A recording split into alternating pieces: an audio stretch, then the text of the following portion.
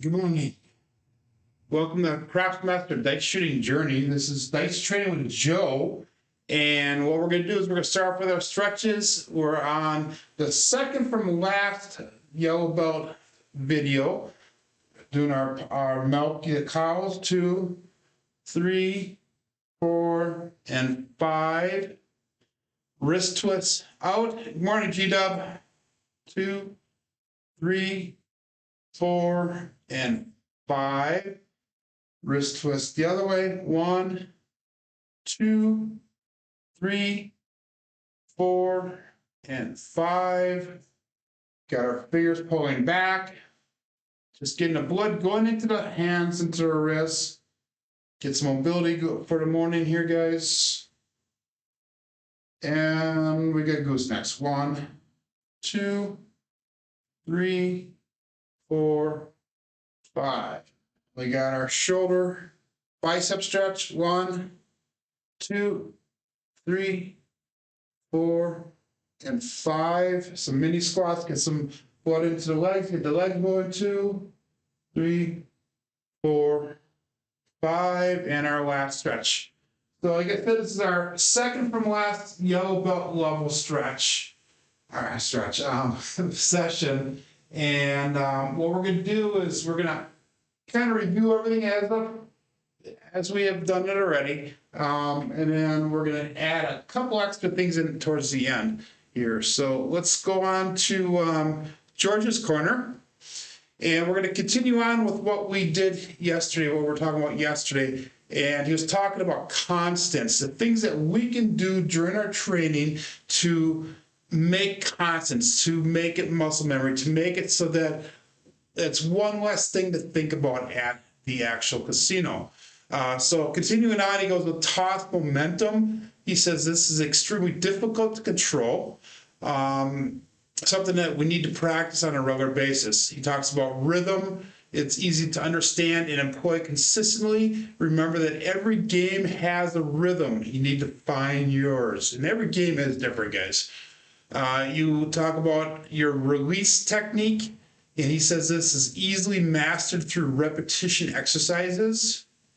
He talks about follow through. This is difficult to master because our brain interferes and moves our hand away to observe the results. We're going to focus a little bit on that today when we're going through our training, to make sure that you do that follow through. And I might have an analogy or two to go with that. He also talks about landing zone. This is easy to master through training.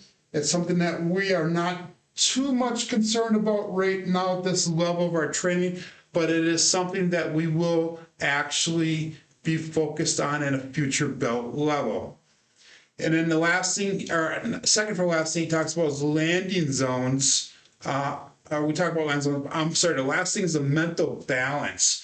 And he talks about how this is difficult to master because you're not really sure how that 7 is going to affect you, or if any other number that's rolled that's not aligned with your betting on how that's going to affect you. He also talks about mental balance with the difficulty to mute all the bad noises around you, all the noises going around you, and all the bad vibes that might be presented to you, either from other players or from the casino staff, stick man, things like that. So let's continue with our training here, guys. We're going to go through, we're going to do our quick review. We're going to go through dice grips. Pick your grip that is most comfortable for you. I go with the 3-finger front diagonal, and you go and get into your dice grip at least 10 times. And if it doesn't feel comfortable, set it down, reset it, and get into it. One tip that you could do, actually a couple of different things you could do to make sure that your dice are tight. Some people will, set them down, they'll put them together, and then they'll push them to keep them tight before they get into their grip. This is the 3-finger front. You push them, you can go 2-finger, 2-finger. Some people will ring finger and thumb, whatever you want, but push it. The other thing I do, and I'll see if I can turn here, is I put a index finger and a pinky finger on the outsides to make sure that they're tight. and then I will obviously remove them as I set my grip up then. Now, right here I have a small crack. What I do is sometimes I just tuck it in with my pinky finger, so that way the dice are tight. So that's about number 5 or 6 there. 7. Not good, so we'll set it down. 8. And again, when you're practicing, or try talking while you're practicing, because that does make it a little bit more difficult. Makes you have to think about more things than just doing the setting of the dice. So that was about 10 or 11 there. We're going to go through our drop test. We got 5 drop tests. Again, we're doing the drop test basically to train our body, train our hands to release with that thumb. George also talks about training your thumb and your index finger to release at the same time. And that's something we might get into a little bit later, but right now I personally am more focused on releasing with that thumb. So that's 3.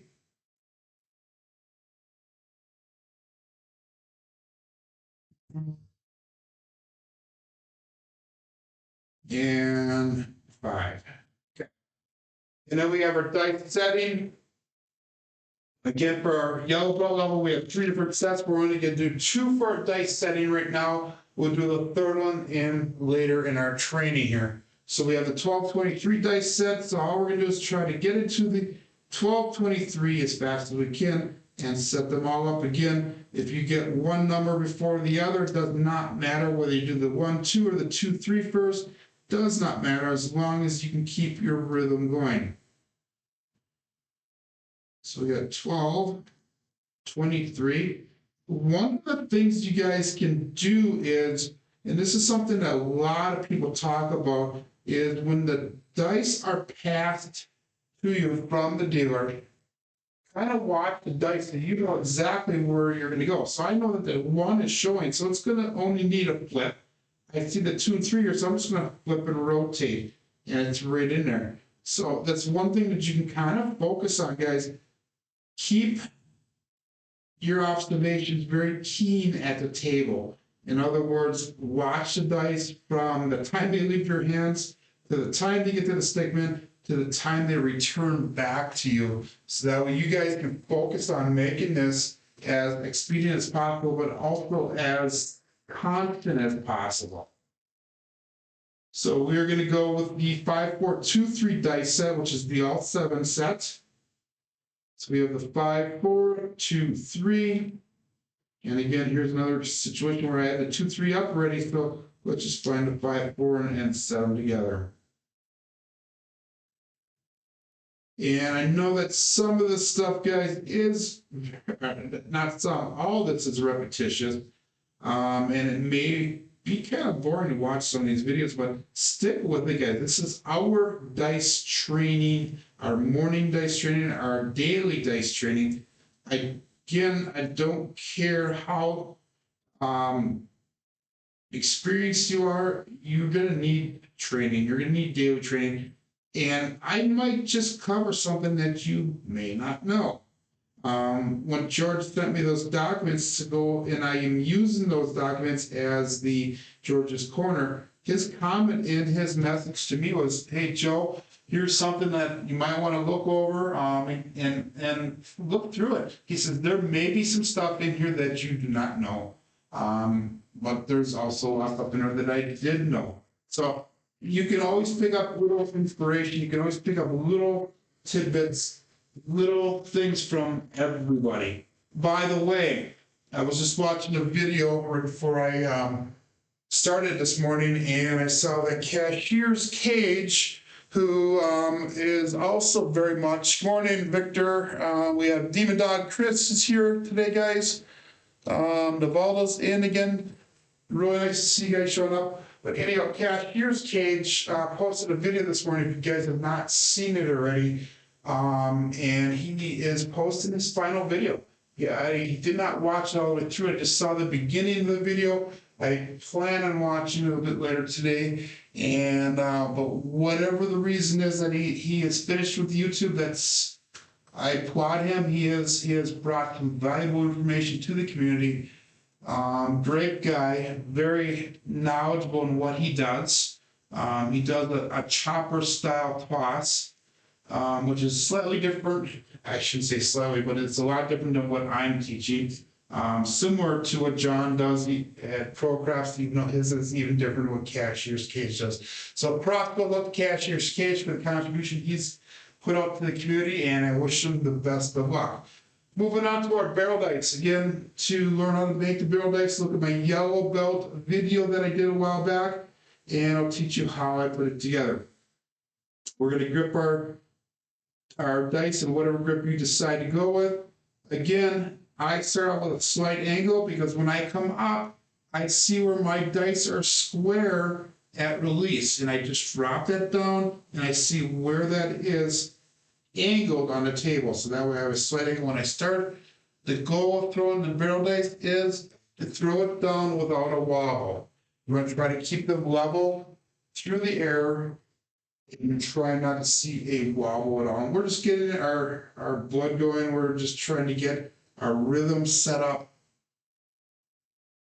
And I'm throwing down to the end of the table. I'm also looking at a point on the alligator bumps, and I look at this point right there, bottom one, and that's what I'm throwing my target towards. Now, in the past, I've said, and a lot of other people say, you find a line on the table and you follow that line all the way down. I find that line on the table, and I look at the end of the table to see which alligator bump I'm aiming towards. And that's all that I'm focused on right now. So we're going to try to throw the barrel dice down so they're not wobbling, and they go right down towards that alligator bump on the table. The other thing that we're focusing on is we're trying to minimize that backward swing. We're trying to minimize that pendulum swing. So when we're at the start, we're just throwing straight forward towards whichever target area that you are looking for.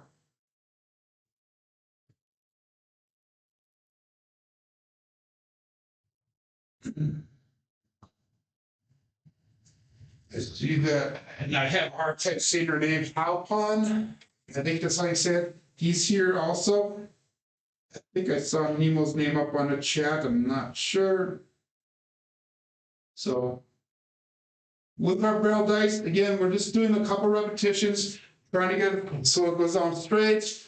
Trying to get it so it does not have that wobble. Probably looking at about 5 to 10 tosses at this point of our training.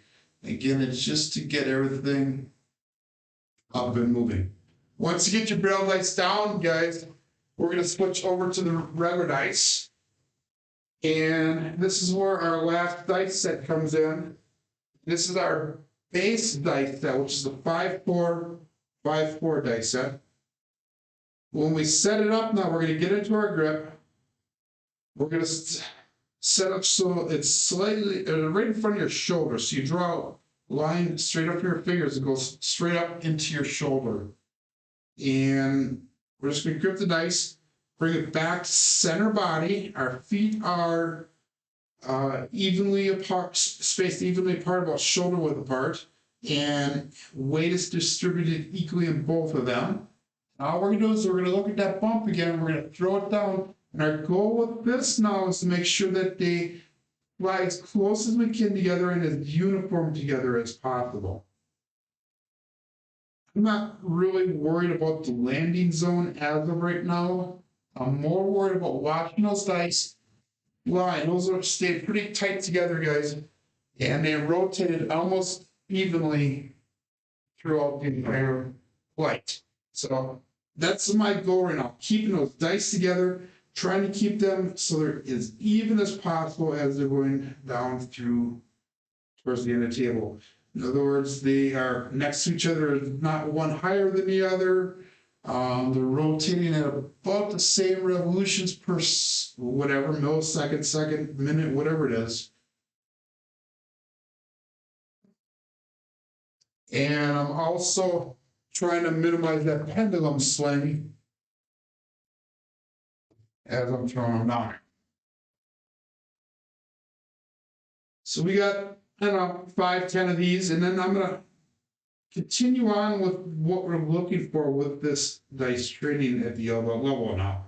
Again, right now we're just worried about keeping them together, keeping them spinning, and keeping them so they land together as much as possible. Ideally, we can get them landing next to the back wall. We're not so worried about that right now because that's something we're going to be worried about more when we get to the landing zone part of our leveling up. We're not at that point, but if you can work on some of that right now, by all means, go ahead and do so. But it's not a major focus for us. And that one was way off. I swung my arm off way to the right, released the dice way too late. Terrible, terrible throw. And this is where the practice comes in to get the constants to work in making a constant, make it muscle memory, make it so that guys, when it's a good throw, when it's not a good throw. And you're trying to increase the number of good throws and decrease the number of bad throws. A little bit low, but if you watch the dice four together, I double pitch that one. And I'll show it to you why I've said that in a little bit here. One more time, and then we're going to go on to the next part. We're going to progress our training for the elbow.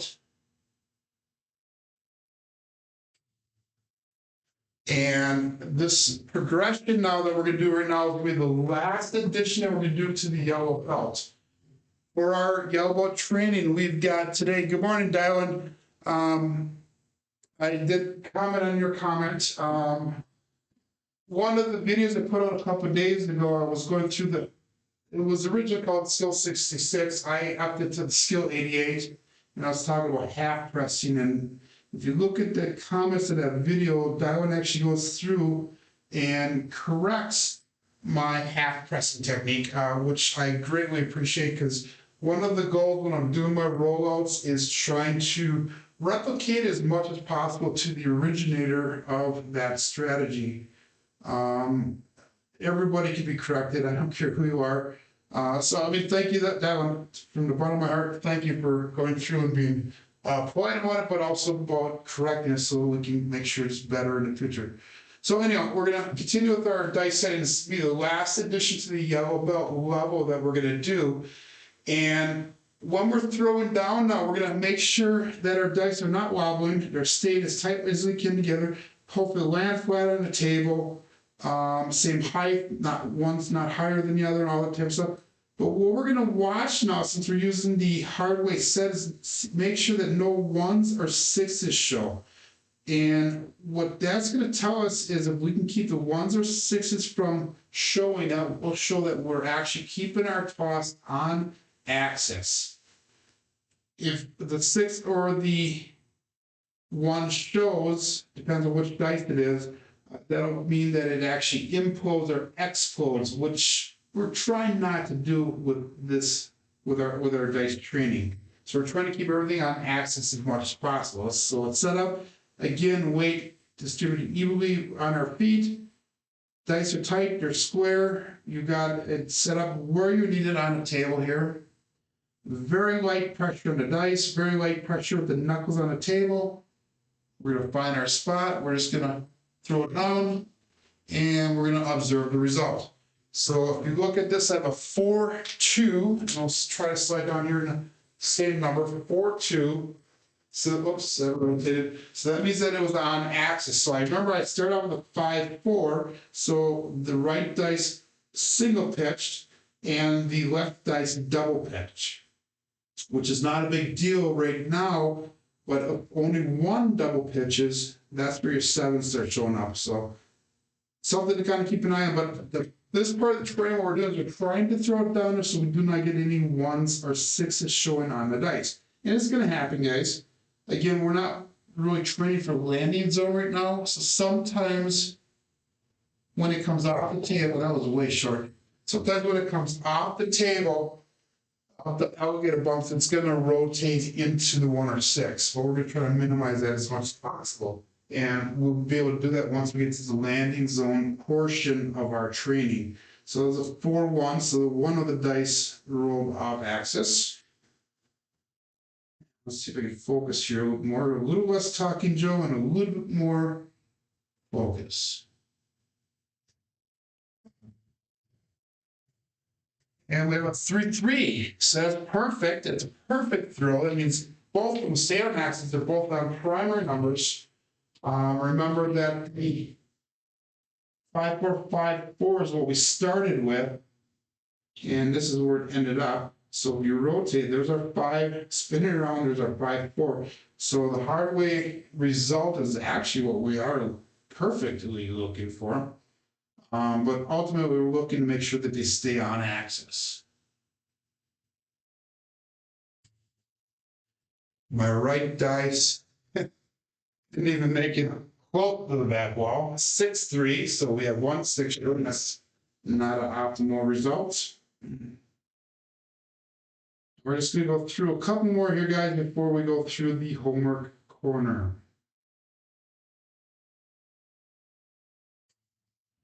That was a good talk. Let's see what the results are. 6-4, Waylon's best friend on the end.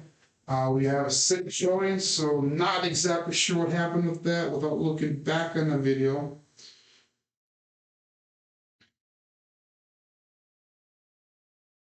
And let's go 2 more tosses here.